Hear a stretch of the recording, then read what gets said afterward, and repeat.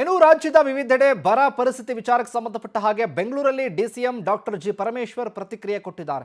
ಬರದ ಬಗ್ಗೆ ನಾವು ಜಿಲ್ಲಾಧಿಕಾರಿಗಳಿಂದ ವರದಿಯನ್ನ ಕೇಳಿದ್ದೀವಿ ಅಂತ ಮಾತನಾಡಿದ್ದಾರೆ. ರಾಜ್ಯದಲ್ಲಿ ಈ ಬಾರಿ ಮಳೆ ಕೊರತೆ ಎದುರಾಗಿ ಬರ ಆವರಿಸಿಕೊಂಡಿದೆ. ಈ ವಿಚಾರವಾಗಿ ಪ್ರತಿಕ್ರಿಯೆ ಕೊಟ್ಟಿದ್ದಾರೆ ಡಿಸಿಎಂ ಡಾಕ್ಟರ್ ಜಿ ಪರಮೇಶ್ವರ್. ಬರದ ಬಗ್ಗೆ ನಾವು ಎಲ್ಲ ಜಿಲ್ಲಾಧಿಕಾರಿಗಳಿಂದ ವರದಿಯನ್ನ ಕೇಳಿದ್ದೇವೆ. ಎಲ್ಲ ತಾಲೂಕುಗಳಿಂದಲೂ ವರದಿ ಕೇಳಿದ್ದೇವೆ. ವರದಿ ಬಂದ ಮೇಲೆ ಚಿತ್ರಣ ಸಿಗುತ್ತೆ. ರಾಜ್ಯದ ವಿವಿಧೆಡೆ ಬರ ಪರಿಸ್ಥಿತಿ ವಿಚಾರಕ್ಕೆ ಸಂಬಂಧಪಟ್ಟಂತೆ ಮಾತನಾಡಿದ್ದಾರೆ. ಅಂದರೆ ಹಲವು ಭಾಗದಲ್ಲಿ ಮಳೆ ಕೊರತೆ ಎದುರಾಗಿರೋದ್ರಿಂದ ಸರಿಯಾದ ರೀತಿಯಲ್ಲಿ ಮಳೆ ಆಗಿಲ್ಲ. ಮುಂಗಾರು ಮಳೆ ಕೈ ಕೊಟ್ಟಿದೆ. ಕುಡಿಯೋ ನೀರಿಗೂ ಕೂಡ ಹಾಹಾಕಾರ ಎದುರಾಗ್ತಾ ಇದೆ.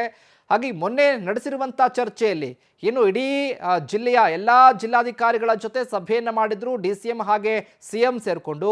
ಅದಾದ ನಂತರದಲ್ಲಿ ಒಂದಷ್ಟು ಚರ್ಚೆಯನ್ನು ಮಾಡಿದ್ದೀವಿ. ಬರದ ವಿಚಾರಕ್ಕೆ ಸಂಬಂಧಪಟ್ಟಂತೆ ಎಲ್ಲ ರೀತಿಯಲ್ಲೂ ಕ್ರಮ ತೆಗೆದುಕೊಳ್ಬೇಕು. ಇನ್ನು ಫೀಲ್ಡ್ಗಿಳಿದು ರಿಪೋರ್ಟನ್ನು ಕೊಡಬೇಕು ಅಂತ ನಾವೀಗಾಗಲೇ ಕೂಡ ತಿಳಿಸಿದ್ದೀವಿ. ಹಾಗಾಗಿ ರಿಪೋರ್ಟ್ ಬಂದ ನಂತರದಲ್ಲಿ ಕಂಪ್ಲೀಟ್ ಚಿತ್ರಣ ಗೊತ್ತಾಗುತ್ತೆ, ಯಾವ ಭಾಗದಲ್ಲಿ ಎಷ್ಟರ ಮಟ್ಟಿಗೆ ನೀರಾವರಿ ವಿಚಾರಕ್ಕೆ ಸಂಬಂಧಪಟ್ಟ ಚರ್ಚೆ ಆಗಿದೆ ಅಂತ. ಲೈಕ್ ನಾವು ಜಿಲ್ಲಾಧಿಕಾರಿಗಳಿಗೆಲ್ಲ ಬರೆದಿದ್ದೇವೆ. ನಾವು ಈಗ ಗ್ರೌಂಡ್ ಟ್ರೂತಿಂಗ್ ಮಾಡಬೇಕು.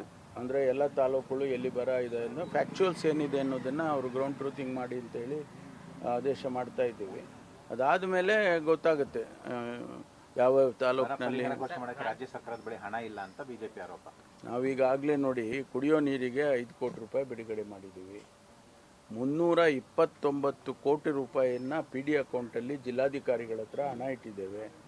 ಆಮೇಲೆ 1 ಕೋಟಿ ರೂಪಾಯಿ ಪ್ರತಿಯೊಂದು ತಾಲೂಕಿಗೆ, ಪ್ರತಿಯೊಂದು ಅಸೆಂಬ್ಲಿ ಕ್ಷೇತ್ರಕ್ಕೆ 1 ಕೋಟಿ ರೂಪಾಯಿ ಈ ಬರಕ್ಕೋಸ್ಕರನೇ ಅಂತ ಹೇಳಿ ಪ್ರಕಟಣೆ ಮಾಡಿದ್ದೇವೆ. ಮುಖ್ಯಮಂತ್ರಿಗಳೇ ಮಾಡಿದ್ದಾರೆ. ಇದು ಎಲ್ಲ ಹಣ ಇಲ್ಲದೆ ಇದ್ದರೆ ಮಾಡೋಕ್ಕಾಗುತ್ತಾ? ಸುಮ್ಮನೆ ಏನೋ ಹೇಳಬೇಕು ಅಂತ ಹೇಳಿದರೆ ಜವಾಬ್ದಾರಿಯಿಂದ ಹೇಳಬೇಕಾಗುತ್ತೆ ಅವರು. ಲೈಕ್ ನಾವು ಜಿಲ್ಲಾಧಿಕಾರಿ